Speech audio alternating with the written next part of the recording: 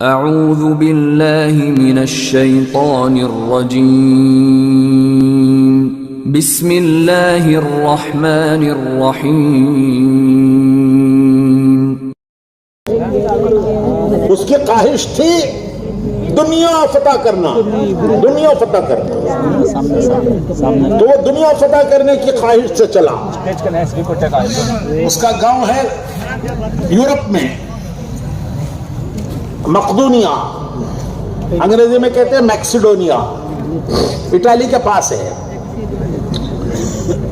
अभी चंद महीने पहले वहां यूरोप के काम करने वालों का जोड़ हुआ। अल्हम्दुलिल्लाह तबलीग का काम यूरोप के सब मुल्कों में चल पड़ा है, तमाम मुल्कों में यूरोप के तबलीग का काम चल पड़ा है। तो ये सारे यूरोप के मुल्कों के काम करने वाले सिकंदर के गांव में जुड़े, वो राम कप्पा मनो तबलीग के काम करने वाले जो मुल्कों के हैं वो सब सिकंदर के गांव में जुड़े। 30 पर 2 मुल्कों के लोग जमा हुए वहां सिकंदर के गांव में। तबलीग अल्लाह ने वहां तक पहुंचा दी। तो वो चला दुनिया फतह करने के इरादे से। उस जमाने में जबकि कोई इतना सफर करने की भी इरादा नहीं कर सकता था, उसने सफर ही नहीं किया, रास्ते के सब मुल्क फतह किए। कोई बड़ी से बड़ी फौज उसके सामने टिक नहीं सकी, बड़ी बड़ी फौजों को उसने शिकस्त दी, बड़े बड़े बादशाहों को तख्तों से उतार दिया। उनके हजारों साल के उनके बाप दादा, खक्कर दादा, शक्कर दादा के जमाने के खजाने जो उन्होंने जमा करके रखे थे, वो सब फिर वो सब क्या नाम उसका, सिकंदर के हो गए।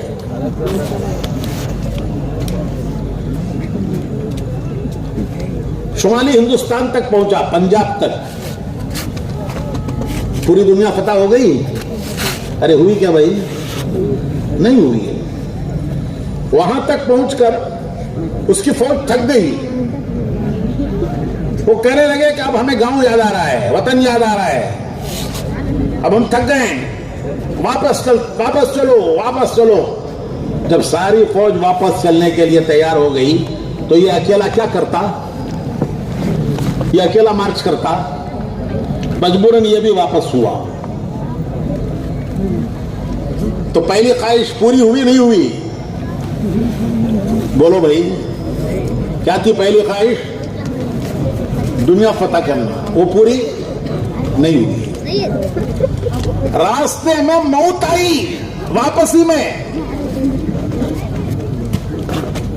लंबा रास्ता यहां से लेकर यूरोप तक का, कोई हवाई जहाज थोड़े ही थे उस जमाने में। तो रास्ते में मौत आई। वो समझ गया कि मौत आ गई है, बड़ा पढ़ा लिखा था।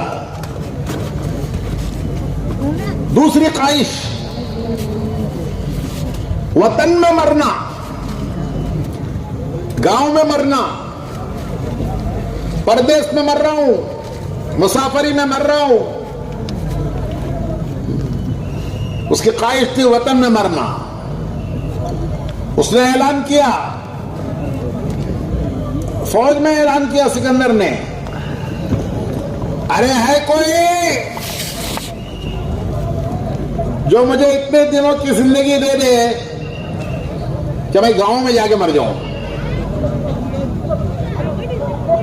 इतने दिन मुझे दे दे जिंदगी कि मैं गांव जाके मर जाऊं। अगर कोई मुझे इतने दिनों की जिंदगी देता है तो मैं उसे मेरा पूरा खजाना देने के लिए तैयार हूं। चंद दिन की जिंदगी अगर मुझे कोई दे दे इतने दिन की कि मैं गांव जाके मर जाऊं, तो उसके बदले में मैं मेरी पूरी दौलत देने के लिए उसे तैयार हूं। अरे सिकंदर की दौलत कोई मामूली दौलत थी? कितने बादशाहों के खजाने उसके पास थे जिनको शिकस्त देकर उनके खजाने उसने हासिल कर लिए थे। वो कहता है मैं ये सब दे देता हूं, मुझे इतने दिनों की जिंदगी दे दो कि मैं वतन जाके मर जाऊं। लेकिन कोई दे नहीं सका। कौन देता? आखिर में उसने वसीयत की। जब मौत यकीनी हो गई कि अब आ गई है, तो उसने वसीयत की कि मैं जब मर जाऊं तो मेरे दोनों हाथ कफन के बाहर रख दो।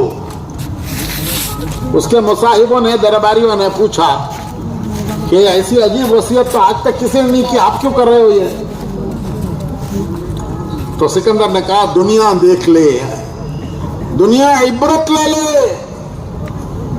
कि इतना बड़ा सिकंदर, इतने बड़े खजानों का मालिक, वो दुनिया से क्या ले जा रहा है।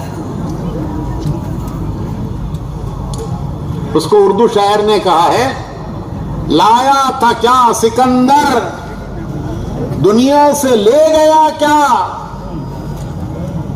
लाया था क्या सिकंदर, जब आया क्या लाया, दुनिया से ले गया क्या। थे दोनों हाथ खाली, बाहर कफन से निकले। थे दोनों हाथ खाली, बाहर कफन से निकले। आया था खाली हाथ, दुनिया से जा रहा है खाली हाथ। तो भाइयों, जरूरत अमीर की, गरीब की, सबकी पूरी होती है। कोई चटनी रोटी खा के गुजारा कर लेता है, कोई 50 खाने खा के भी ख्वाहिश इसकी पूरी होती नहीं। लेकिन ख्वाहिश ना अमीर की पूरी होती है, ना गरीब की पूरी होती है, बादशाह की भी नहीं पूरी होती। सिकंदर की ख्वाहिश पूरी नहीं हुई। तो नबी कहते हैं कि ख्वाहिशों के पीछे चलोगे तो सिकंदर की तरह खाली हाथ जाओगे। उसका एहसास मौत के वक्त पर होगा कि हमने जिंदगी गंवाई। सिकंदर को मौत के वक्त एहसास हुआ कि मैंने जिंदगी गंवाई, मैंने जिंदगी से कुछ हासिल नहीं किया, जिंदगी गंवाई। एक दूसरी मिसाल देता हूं, उनकी जिन्होंने जिंदगी के मकसद को समझा और मकसद को हासिल किया, उनकी एक मिसाल सैयदना बिलाल रज़ी अल्लाह ताला अन्हु।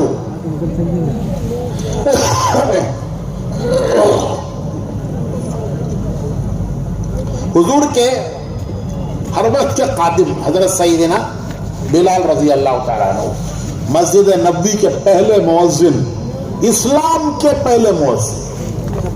इंतकाल का वक्त आया, बीवी पास बैठी हुई थी, वो रो रही थी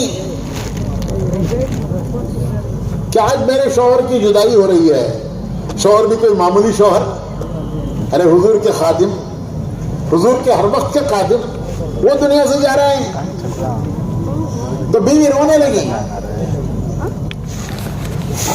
वो अरबी में कहने लगे, वाह करबा, वाह करबा, कर्ब काफ से, कर्ब कहते हैं रंज और गम का वक्त। कैसा रंज का वक्त है, कैसे गम का वक्त है, मेरे शौहर दुनिया से जा रहे हैं। हजरत बिलाल सुनते हैं, बीवी को जवाब देते हैं तो गलत बोल रही है, और वो कहते हैं ये कर्ब तकलीफ का वक्त नहीं है, तर्ब ता से, काफ से कर्ब तकलीफ का वक्त, ता से तर्ब खुशी का वक्त। तो हजरत बिलाल जवाब में कहते हैं कि क्या जो गलत बोल रही है, ये खुशी का वक्त है, ये गम का वक्त नहीं है। अभी मैं थोड़ी देर में दुनिया से जाने वाला हूं। मेरे आका मोहम्मद रसूलुल्लाह सल्लल्लाहु अलैहि वसल्लम बोलो जी। हुजूर का नाम आए तो सल्लल्लाहु अलैहि वसल्लम कम से कम कहना चाहिए, कम से कम। मेरे आका मोहम्मद रसूलुल्लाह मेरा इंतजार कर रहे हैं कि आज कौन आ रहा है। अरे आज बिलाल आ रहा है, आज मेरा बिलाल आ रहा है। मेरे दोस्त, उनके दोस्त कौन, सहाबा, हुजूर के सहाबा, वो मेरा इंतजार कर रहे हैं कि आज बिलाल आ रहा है। तो ये रंज का वक्त है या खुशी का वक्त है। थोड़ी देर में मैं दुनिया से जाऊंगा, थोड़ी देर में मेरे आका से मिलूंगा, मेरे दोस्तों से मिलूंगा। तो ये रंज का वक्त है या खुशी का वक्त है। ये वो थे जिन्होंने जिंदगी का मकसद समझा और मकसद पर जिंदगी लगाई।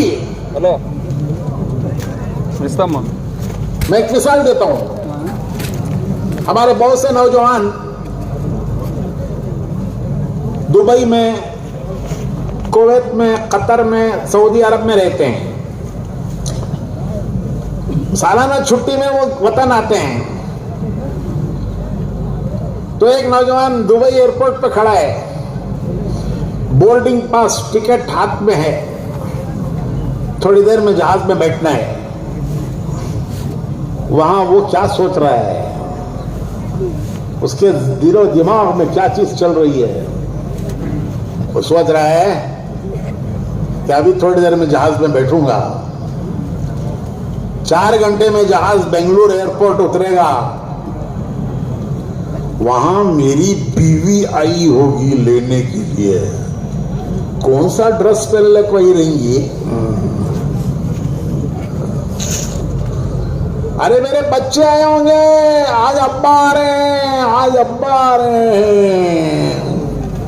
बीवी आई होगी, बच्चे आए होंगे, और मेरे इस्तेकबाल में घर में बिरयानी पकी होगी। तो बिरयानी की, घर की बिरयानी की खुशबू उसे कहां आ रही है? अरे कहां आ रही है भाई? दुबई के एयरपोर्ट पर घर की बिरयानी की खुशबू आ रही है। साहबा कहते हैं कि अरे ये ओहद के पहाड़ से जन्नत की खुशबू आ रही है, ये ओहद का पहाड़, इससे जन्नत की खुशबू आ रही है। भाइयों, रूह को मौत नहीं है, रूह मरती नहीं है, रूह नहीं मरती। फिर मौत किसे कहते हैं? मौत कहते हैं रूह का जिस्म से निकल जाना। रूह जिस्म से निकल गई, उसे मौत कहते हैं। लेकिन रूह नहीं मरती। जिस्म गया मिट्टी में, रूह कहां गई? इन्ना लिल्लाहि व इन्ना इलैहि, जहां से आई थी वहां गई, रूह जहां से आई वहां गई। समझने की बात है। जब वो रूह लेने के लिए फरिश्ते आते हैं, रूह डालने के लिए भी फरिश्ता आया, फरिश्ता रूह लाया, मां के पेट में डाल के गया जिस्म में, और लेने के लिए भी फरिश्ता आया। जब फरिश्ते रूह लेने के लिए आते हैं तो हदीस में आता है कि फरिश्ता जन्नत का गुलदस्ता लाता है। गुलदस्ता, किसी को मुबारकबाद देने जाते हैं तो क्या ले जाते हैं? फूलों का गुलदस्ता ले जाते हैं ना। भाई घर की क्या ठंडी कते अच्छी है। बच्चा इम्तिहान में पास हो जाए, कहते क्या फूलों का गुलदस्ता ले जाओ, पास हो गया, फूल ले जाओ। इलेक्शन में कामयाब हो गया, चाहो से क्या ले जाना? गुलदस्ता। मेरे भाइयों, जिंदगी में कामयाब हो गया। अरे ये जिंदगी में कामयाब हो गया, इसकी जिंदगी कामयाब हो गई। तो फरिश्ते आते हैं, जन्नत का गुलदस्ता लाते हैं। हदीस में आता है कि 70 किस्म के फूल जन्नत के, हर फूल की खुशबू अलग, हर फूल का रंग अलग। खुशखबरियां देते हैं फरिश्ते, खुशखबरियां देते हैं। या अय्युहन नफ्सुल मुतमइन्ना, या अय्युहन नफ्सुल मुतमइन्ना, इरजिई इला रब्बिकी रादियतम मर्जिया, फदखुली फी इबादी वदखुली जन्नती। फरिश्ते कहते हैं, ऐ पाक रूह, या अय्युहन नफ्सुल मुतमइन्ना, इरजिई, चल। कहां चल? इला रब्बी की, अपने रब की तरफ चल। कैसे चल? रादियतम मर्जिया, तू उस रब से राजी, तेरा रब तेरे से राजी। फदखुली फी इबादी, उसके नेक बंदों में दाखिल हो जा। वदखुली जन्नती, उसकी जन्नत में दाखिल हो जा। ये फरिश्ते खुशखबरियां देते हैं मौत के वक्त पर कि तेरी जिंदगी कामयाब है, तूने मकसद को पहचान कर जिंदगी गुजारी है। जब उसकी रूह को लेकर आसमानों की तरफ जाते हैं तो आसमानों के फरिश्ते पूछते हैं कि किसकी रूह है?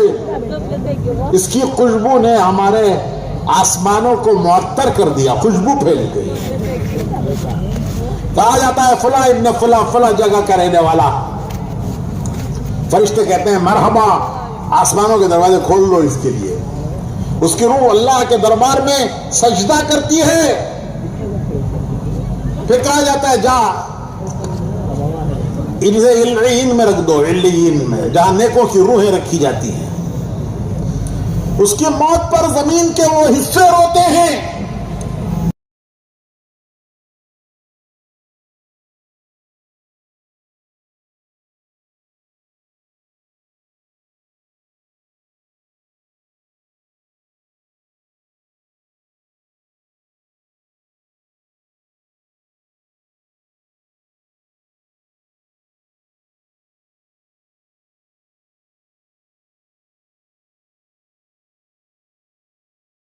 आज सब इम्तिहान दे रहे हैं, नहीं मालूम कौन कामयाब कौन नाकाम, सब इम्तिहान दे रहे हैं।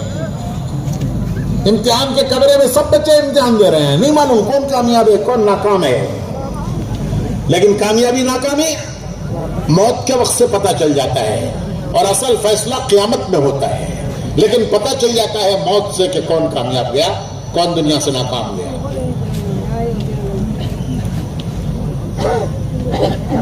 फैसलों का दिन क़यामत का दिन है। हदीस शरीफ में आता है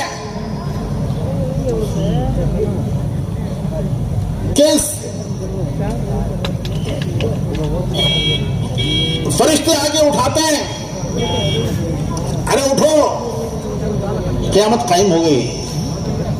तो कहता है अरे अभी तो मैं सोया था, मेरी तो नींद भी नहीं पूरी हुई। मैंने सुना था कि कब्र में बड़ा जमाना सोना है, क़यामत तक हजारों साल सोना है, अभी मेरी नींद भी नहीं पूरी हुई, तुम्हें उठाने आ गए। तो फरिश्ते कहते हैं बेशक वैसा ही लंबा जमाना था, लेकिन अल्लाह ने तेरे लिए इतना मुख्तसर कर दिया। फिर वो अल्लाह के दरबार में लाके खड़ा किया जाता है। हदीस शरीफ में आता है कि दो फरिश्ते हर आदमी को पकड़ के लाते हैं। एक फरिश्ता उसका मूडा पकड़ता है, और एक फरिश्ते के हाथ में उसके नामा अमाल की किताब होती है। जैसे कोर्ट में मुलजिम को ले जाते हैं, पुलिस वाला पकड़ के ले जाता है, और वकील के पास केस फाइल। तो अल्लाह के दरबार में लाके खड़ा किया जाता है। वो खड़ा है, हिम्मत नहीं होगी बात करने की, किसी को हिम्मत नहीं होगी बात करने की। अल्लाह का जलाल ऐसा होगा कि बड़े बड़े फरिश्ते नहीं बात कर सकेंगे। यौम यक़ूमुर रूह वल मलाइकतु सफ़्फ़न ला यतकल्लमूना इल्ला मन अज़िना लहु रहमान व क़ाला सवाबा। बड़े बड़े फरिश्ते होंगे, उनको हिम्मत नहीं होगी बात करने की। ये चुड्डा क्या बात करेगा? तो ये खड़ा होगा,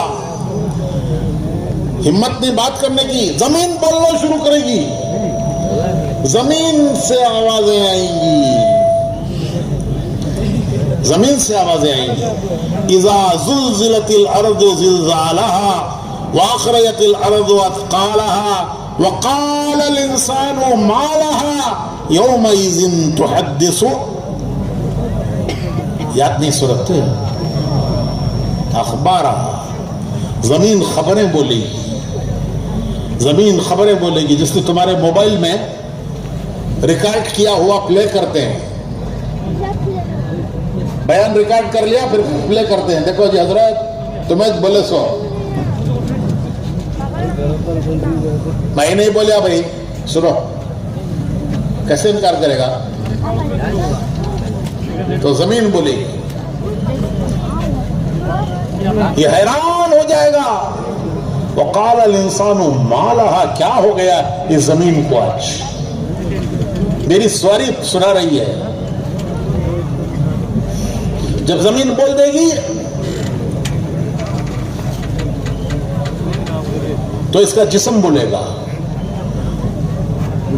रिकॉर्डर है, रिकॉर्ड हो रहा है सब अंदर, भला बुरा दोनों रिकॉर्ड हो रहा है। तो जिस्म बोलेगा, ये कहेगा हाय तेरी तबाही बर्बादी, तू अपने खिलाफ खुद ही गवाही दे रहा है। तो जिस्म के आज़ा बोलेंगे हम अल्लाह के हुक्म के पाबंद हैं। दुनिया में तेरे पाबंद थे, आज तेरे नहीं अल्लाह के पाबंद है। फिर वो दो नामे अमाल की किताब, हदीस में आता है कि अगर ये कामयाब है तो फरिश्ता सीधे हाथ से नामे अमाल इसके सीधे हाथ में देगा। ये खुशी खुशी अपने अहल वयाल की तरफ लौटेगा कि आज मैं कामयाब हो गया, आज मैं कामयाब हो गया।